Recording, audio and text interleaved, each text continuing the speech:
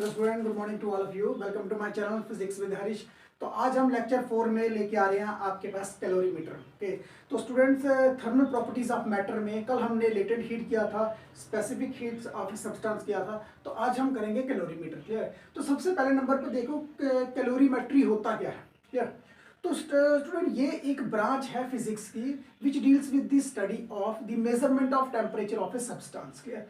तो ये क्या करता है कि ये स्टडी करता है किसकी? सब्सटेंस के टेम्परेचर की। ओके, तो करते हैं स्टार्ट आज का टॉपिक कैलोरीमेट्री। पहले मैं सबसे पहले लिखूंगा इसकी डेफिनेशन। कैलोरीमेट्री क्या होती है? It is the branch of science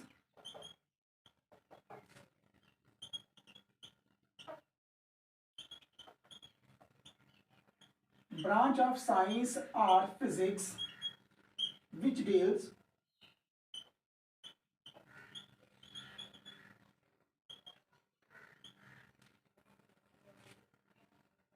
with the study of measurement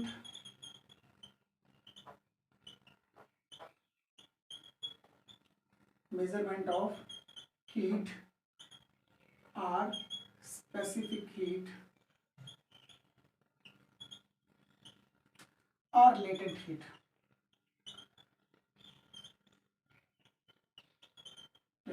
तो स्टूडेंट, इससे हम क्या कर सकते हैं? किसी भी सब्सटेंस का जो हीट है उसको हम मेजर कर सकते हैं। क्लियर? तो अच्छा, अब स्टूडेंट देखो कि यहाँ पे अब ये जो हम डिवाइस यूज करेंगे किसी भी सब्सटेंस का जो हीट है, जो हीट को मेजरमेंट करने के लिए जो हम जो डिवाइस को यूज करेंगे, clear, that device is known as calorimeter.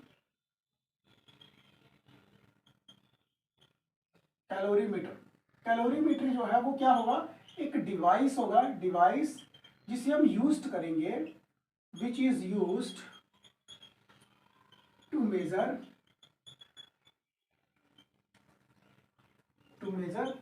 Heat. और हम कह सकते हैं कि भाई टेम्परेचर हम उस बॉडी का मेजर करने जा रहे हैं। क्लियर है? ओके, तो स्टूडेंट अब हम करेंगे इसका कैलोरीमीटर को पूरा डिटेल में करेंगे कि ये apparatus जो है वो क्या है, किस तरह से ये टेम्परेचर को मेजर करेगा। ओके, तो इसके लिए सबसे पहले हम क्या करेंगे? हम एक वुडन बॉक्स लेते हैं। क्या है? एक वुडन बॉक्स। तो स्टूडेंट, ये जो वुडन बॉक्स होगा, अब देखो ये जो वुडन बॉक्स होगा उसके अंदर हम एक कॉपर का वेसल रखेंगे जिसकी शेप क्या होगी? सिलेंड्रिकल। ओके, तो मैं देखो यहाँ पे ये वुडन बॉक्स है। अरे अच्छी तरह से इसको क्लोज कर लेते हैं।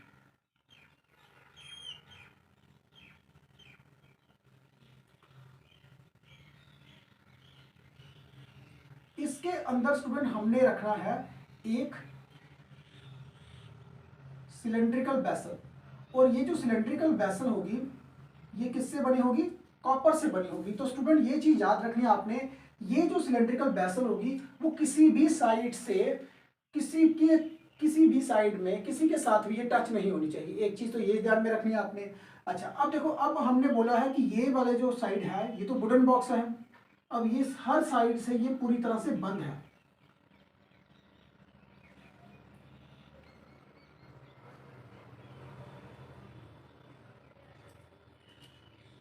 इसे हम वुडन बॉक्स कह सकते हैं, वुडन जैकेट बोल सकते हैं, वुडन जैकेट बोल सकते हैं। और ये वाली जो हमारे पास वेसल होगी इसे हम बोलेंगे कॉपर वेसल। ओके, ये चीज यहां तक क्लियर है? तो अब क्या करना है कि अब स्टूडेंट, जो भी इसके अंदर हम बॉडी रखेंगे, कोई भी अगर हम बॉडी रखते हैं, तो वो जो हीट जो है वो बाहर से सराउंडिंग की हीट नहीं लेनी चाहिए। ना तो ये वो बॉडी जो है वो यहां से हीट लूज करे और इस सिस्टम में से बाहर जाए, ना तो सिस्टम की जो हीट है वो अंदर आ जाए। ओके, तो क्या होगा? अगर सिस्टम की अगर हीट की ट्रांसपोर्टेशन होती है तो फिर जो हम पर्टिकुलर किसी ऑब्जेक्ट का या किसी सब्सटेंस का हम टेम्परेचर मेजर करने जा रहे हैं फिर वो हमें करेक्टली नहीं मिलेगा। ओके, तो क्या होगा कि हम इस पूरे सिस्टम को जो है इसको क्लोज कर देंगे। इस सिस्टम को हम क्या कर देंगे? पूरा क्लोज कर देंगे। तो स्टूडेंट, यहां से एक छोटे से पोर्शन के बीच में से हम यहां पे एक रखेंगे स्टीयरर। मैं बताता हूं अभी आपको कि स्टीरियर का क्या फंक्शन होगा, ओके। और यहां से ही अब हमें एक टेम्परेचर मेजर करने के लिए हमें एक थर्मामीटर की भी जगह बनानी पड़ेगी कि जो हमने यहाँ पे थर्मामीटर रखना है।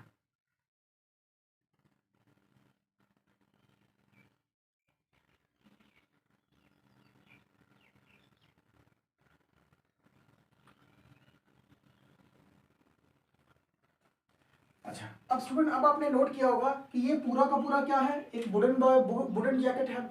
उसके अंदर हमने रखी हुई है सिलेंड्रिकल बेसल। लेकिन स्टूडेंट याद रखना कि अब इस सिलेंड्रिकल बेसल और वुडन जैकेट के बीच में हमारे पास यहाँ पे अब एक स्पेस बच गई है, जिस स्पेस में हम क्या कर सकते हैं, यहाँ पे हमने रखना है कोई भी एक इंसुलेटिंग मीडियम। इंसुलेटिंग मीडियम का हम क्या सकते हैं,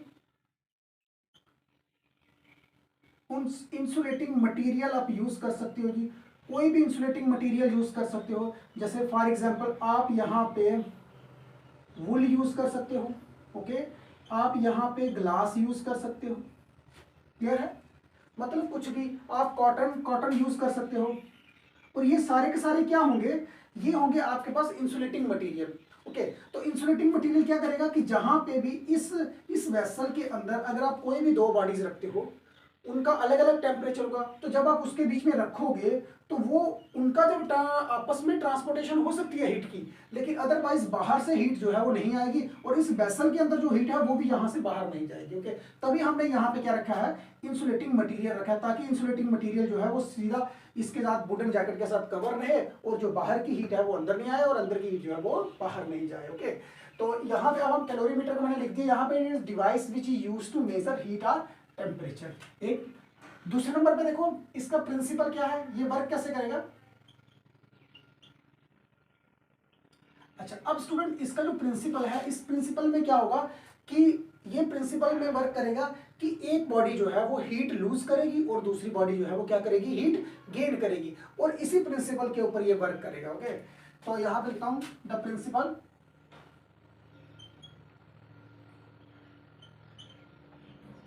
इट वर्क्स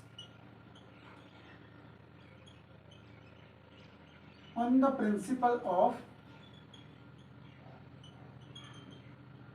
heat lost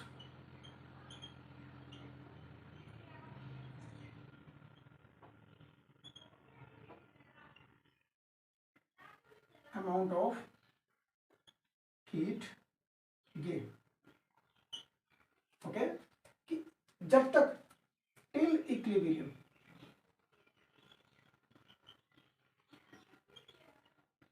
जब तक इक्विलिब्रियम नहीं आता है, एक बॉडी जो है वो हीट लूज करेगी, दूसरी बॉडी जो है वो हीट क्या करेगी, गेन करेगी, ओके। तो यहां तक स्टूडेंट ये चीज आपको समझ आ गई। अच्छा जी, अब हम यहां पर लिखते हैं इसकी कंस्ट्रक्शन। तो इसकी कंस्ट्रक्शन में क्या है, it consist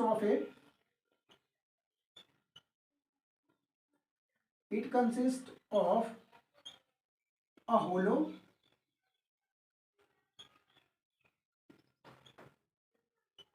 cylindrical copper vessel which is placed, जिसे आपने कहां पे रखना है, सेंटर में रखना है, okay. Which is placed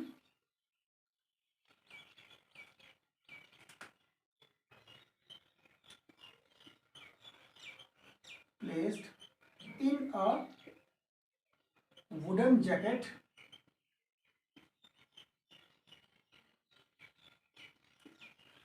which is placed in a wooden jacket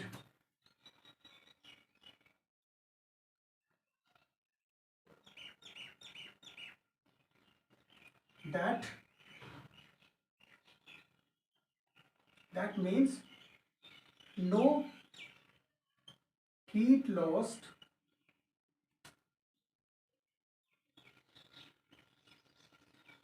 due to radiations, ताकि हीट जो है वो ना हो सके लॉस्ट, ओके। क्लियर है। तो उसके बाद देखो यहां पे the space in between cylindrical vessel and wooden jacket is filled with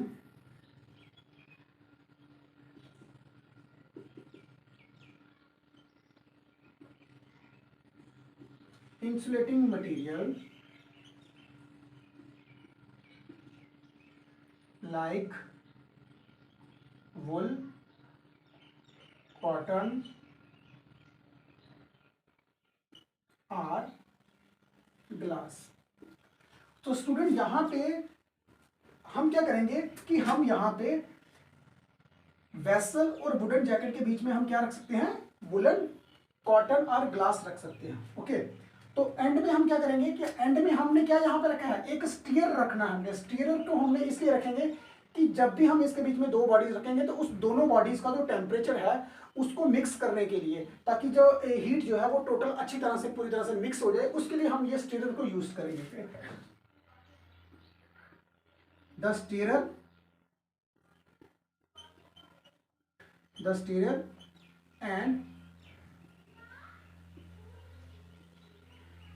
and thermometer is fitted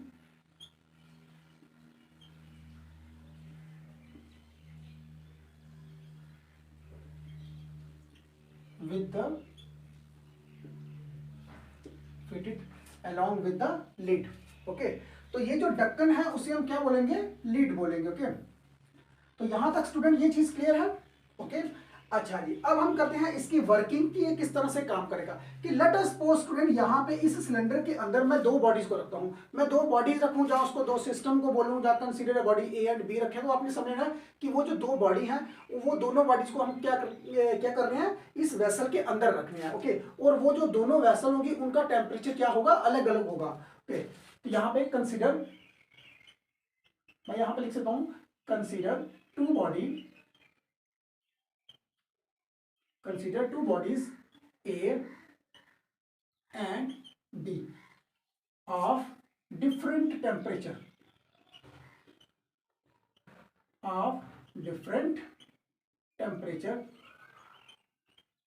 placed in a vessel। उसे हम क्या करेंगे, वेसल के अंदर रखेंगे। ओके, तो अब मैं एक काम करता हूं, मैं जो बॉडी ए है, बॉडी ए लिखो, या आप सिस्टम ए लिखो, एक ही बात है। सिस्टम ए हो गया, और दूसरे नंबर पे मैं यहां पे लिख देता हूं सिस्टम बी।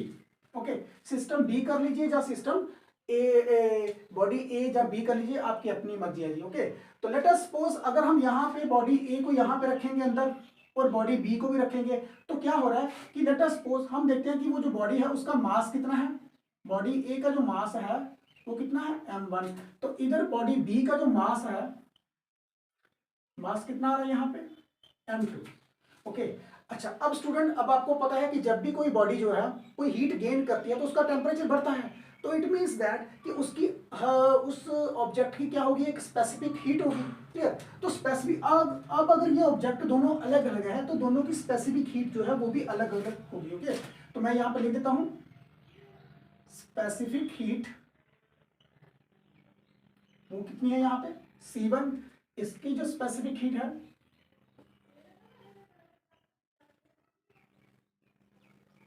C2। ओके, यहां तक ये चीज क्लियर है। अच्छा भाई, अब उसके बाद देखो कि लेट अस सपोज कि स्टूडेंट यहां पे मान लो कि जो टेम्परेचर बॉडी ए का है उसे मैं मानता हूं T1, तो जो बॉडी बी है उसका टेम्परेचर मैं मानता हूं यहाँ पे T2। ओके, तो यहाँ पे स्टूडेंट एक चीज पहले से ही मैं क्लियर कर देता हूं कि मेरा टेम्परेचर T1 जो है वो बड़ा है किससे, T2 से।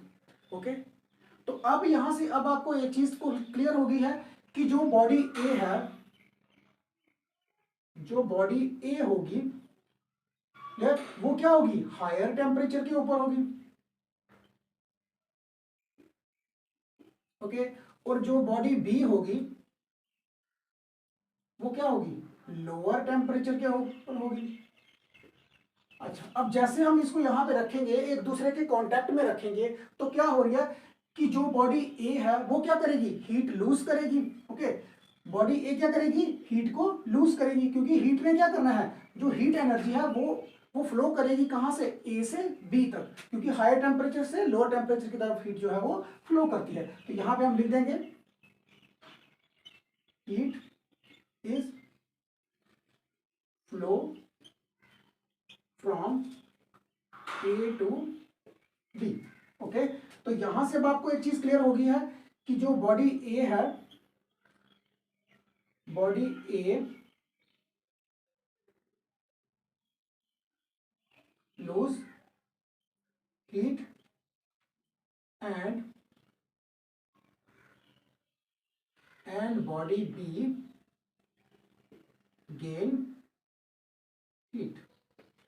ओके, तो अच्छा अब हम यहां पे लिखते हैं कि लेट अस सपोज दैट कि यहां से जैसे यहां पे ये वाली बॉडी ए है और इसके साथ हमने रखी हुई है यहाँ पे बॉडी ए और यहाँ पे रखी है हमने बॉडी बी, तो बॉडी ए से हीट जो है वो जाती जाएगी यहाँ से और यहाँ पे मिक्स होगी, किसी एक पॉइंट के ऊपर ये थोड़ी सी रुक भी जाएगी, तो हम क्या करेंगे, हम इस स्टीयर्स के साथ क्या करेंगे, मिक्स कर लेंगे। तो दोबारा से ऐसे हम मिक्स करेंगे तो अब ये दोनों मिक्सचर जो हैं वो अब किसी एक टेम्परेचर के ऊपर जाके रुक जाएंगे। यहाँ पे हमारा टेम्परेचर जो है वो नहीं बढ़ेगा और पूरे सोल्यूशन का जो टेम्परेचर होगा वो क्या होगा, बराबर होगा। तो हम समझते हैं कि यहाँ पे एट इक्विलिब्रियम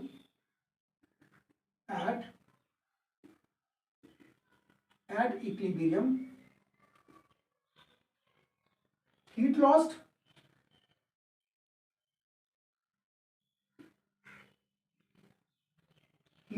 जो है is equal to heat gain. जब हीट लॉस होगी और हीट गेन हो जाएगी उस समय जो पूरा मिक्सचर है उसका टेम्परेचर कितना होगा, एट इक्विलिब्रियम के ऊपर जो टेम्परेचर होगा उसको हम पहले से ही मान लेते हैं कि वो हमारा टेम्परेचर क्या है, टी टेम्परेचर है। ओके, अब सबसे पहले नंबर पे हम निकालेंगे कि हीट लूज कितनी हो रही है। तो हीट लॉस, देखो हीट लॉस जो है इसको मैं लिखता हूं क्यू एल के साथ। तो हीट लॉस किसके इक्वल होता है, अब आपने स्पेसिफिक हीट का फार्मूला पढ़ा था स्टार्टिंग में, तो वो किसके इक्वल में था आपके पास, mass into specific heat into temperature. तो टेम्परेचर कितना आपका, टेम्परेचर आपका हायर टेम्परेचर है, तो T1 में से माइनस कर दो इक्विलिब्रियम का टेम्परेचर, तो ये बन गया आपके पास हीट लॉस। तो हीट लॉस में क्या है, M1 है और C1 है, ये आपके पास आ गया हीट लॉस। तो उसके बाद आपने करना है हीट गेन। तो हीट गेन कितना होता है, हीट गेन को आप लिख लो यहाँ पे QG। तो ये भी यही सेम फार्मूला MC और यहाँ पे आपके पास आ गया M2 है, C2 आ गया और इक्विलिब्रियम माइनस लोअर टेम्परेचर। तो स्टूडेंट जितनी हीट यहां से लूज हुई है इतनी ही हीट जो है वो क्या हो गई है, गेन हो गई है। ओके, तो यहां पे accordings to the principle of, देखो यहाँ पे accordings to the principle of calorimetry, तो उसके अकॉर्डिंग क्या होगा आपके पास यहाँ पे,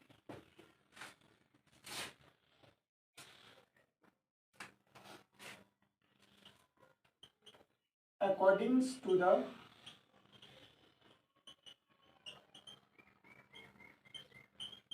प्रिंसिपल ऑफ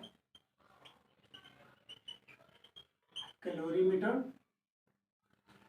तो वो क्या होगा, heat lost is equal to heat gain. जितनी हीट एक बॉडी जो है वो लूज करेगा उतनी ही हीट जो है वो क्या करेगा, गेन करेगा एक बॉडी। देखो ना, मैंने यहाँ पे बोला कि ये बॉडी ए जो है वो हीट लूज कर रही है, तो बॉडी बी जो है वो क्या करेगी, ये हीट को क्या कर लेगी, गेन कर लेगी, ये हीट को क्या करेगी, लूज करेगी। तो इट मीन्स दैट ये वाला जो आपकी जितनी भी है ये आपके पास क्या है, अमाउंट ऑफ हीट, तो ये अमाउंट ऑफ हीट अगर इधर से लूज होती है इधर से गेन होती है तो दोनों क्या है, बराबर हैं, इक्वल में है। तो अब यहाँ पे देखो हीट लॉस कितना आ रहा है आपके पास, यहाँ पे heat loss is equal to heat gain. तो हीट लॉस कितना है, M1 C1 T1 minus T is equal to M2 C2 और T माइनस T2। ओके, तो स्टूडेंट ये है हमारे पास फाइनल डेरिवेशन। तो अब स्टूडेंट यहां से अगर हमारे पास knowing the value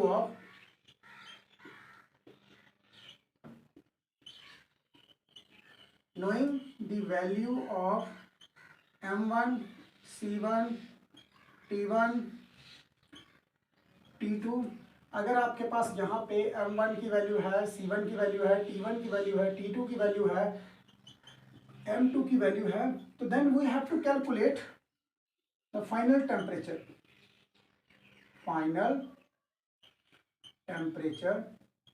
of a mixture.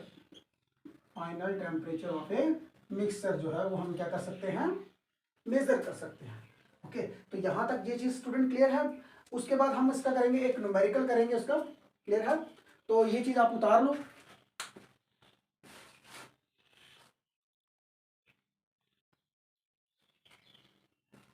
अच्छा, अब स्टूडेंट देखो कि यहाँ पे मैं यहाँ पे इसी के कैलोरीमेट्री का एक न्यूमेरिकल है वो सॉल्व करने जा रहा हूँ कि लेट अस सपोज कि यहाँ पे बोल रहा है कि हमारे पास 100 ग्राम ऑफ वाटर है, 100 gram of water at 20 degree Celsius. 20 degree Celsius के एक हमारे पास 100 ग्राम का वाटर है। ओके, तो वो कितनी है, 20 डिग्री सेल्सियस के ऊपर है। उसे जब हम मिक्स करेंगे कितने के ऊपर, उसे हम मिक्स कर रहे हैं किसमें, वो 200 ग्राम ऑफ वाटर, 200 ग्राम पानी जो है उसके बीच में मिक्स करेंगे। लेकिन डिफरेंस क्या है स्टूडेंट कि यहाँ पे जो एक पानी है वो 80 डिग्री सेल्सियस का है और दूसरा पानी जो है वो क्या है, 20 डिग्री सेल्सियस का है। तो अगर मैं इसको कैलोरीमेट्री के बीच में रखूंगा तो उसको मिक्स करूंगा तो क्या हो रहा है कि यहाँ पे ये देखो, ये हमारे पास वाटर है, ये वाटर है हमारे पास, लेट अस सपोज। तो ये वाटर जो है ये 200 ग्राम का है और इसका अगर आप कभी टेम्परेचर देखोगे तो ये कितना है इस समय, 80 डिग्री सेल्सियस के ऊपर, 80 डिग्री सेल्सियस पे है। तो अब जब मैं इसको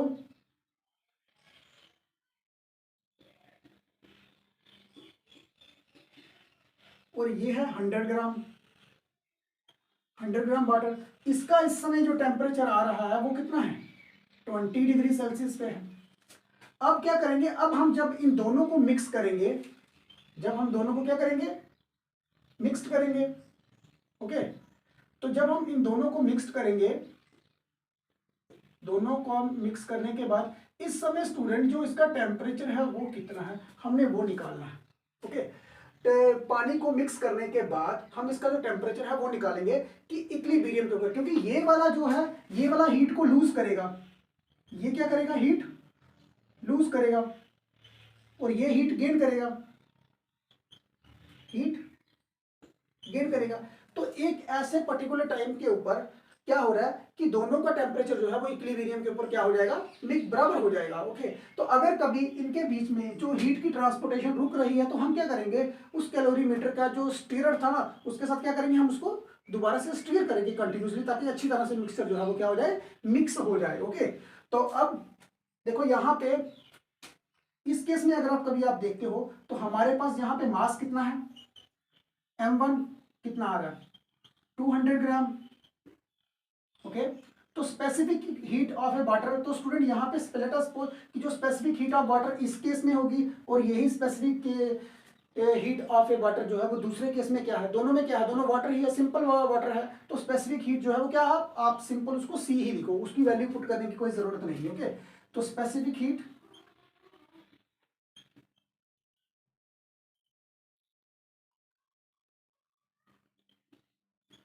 वाटर की कितनी आ गई, यहाँ पे सी आ गया। यहाँ पे आपके पास जो टेम्परेचर है इस समय, आप टेम्परेचर वो इसको लिखो यहाँ पे T1 और वो कितना आ रहा है आपके पास यहाँ पे 80 डिग्री सेल्सियस। ओके, इस वाले केस में देखो तो हमारे पास यहाँ पे मास M2 जो है वो कितना आ रहा है, 100 ग्राम आ रहा है। तो यहाँ पे स्पेसिफिक हीट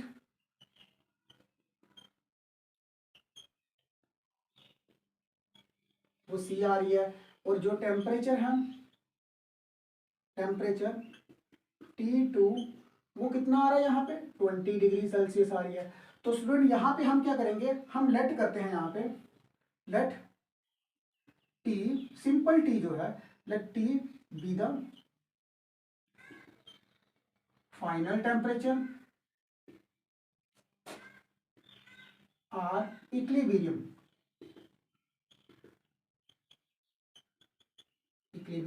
टेम्परेचर। ओके, जो हमारा टी है वो क्या है, इक्विलिब्रियम का टेम्परेचर है, या फिर आप इसको बोल सकते हो फाइनल टेम्परेचर है हमारे पास। ओके, तो स्टूडेंट यहाँ तक ये चीज क्लियर है।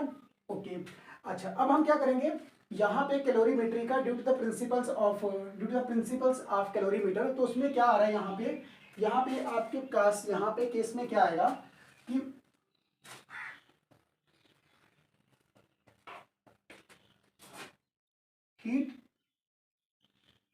हीट लॉस्ट वो किसके इक्वल में होगा, बस यहाँ पे हीट गेन। ओके, अच्छा अब देखो यहाँ पे हीट लॉस और हीट गेन में जो है वो फॉर्मूला यहाँ पे पुट करो। यहाँ पे आपका m1 कितना था, m1c, और यहाँ पे T1 minus T is equal to heat gain वाला कितना था आपका m2c और T माइनस T1। ओके, यहाँ तक स्टूडेंट ये चीज क्लियर है। अच्छा ओके, अब यहाँ पे आपको पता है यहाँ पे c के साथ यहाँ पे c कट जाएगा।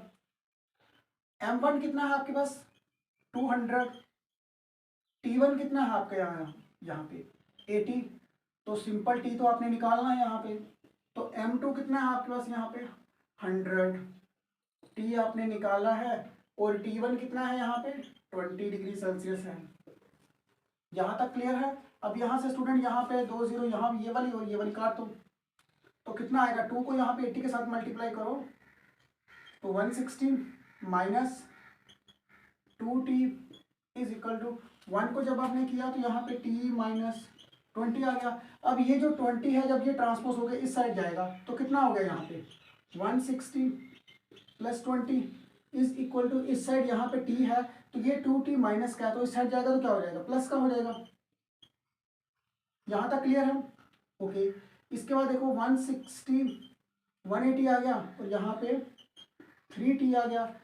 अब यहाँ से आपने निकालना है t, तो t is equal to 180 divided by 3 तो 60। अब आपके पास जो t है वो कितना आएगा यहाँ पे 60 डिग्री सेल्सियस का टेम्परेचर आएगा। तो स्टूडेंट ये है आपके पास क्वेश्चन कैलोरीमेट्री मीटर का और साथ में उसका numericals. Okay, thanks for this.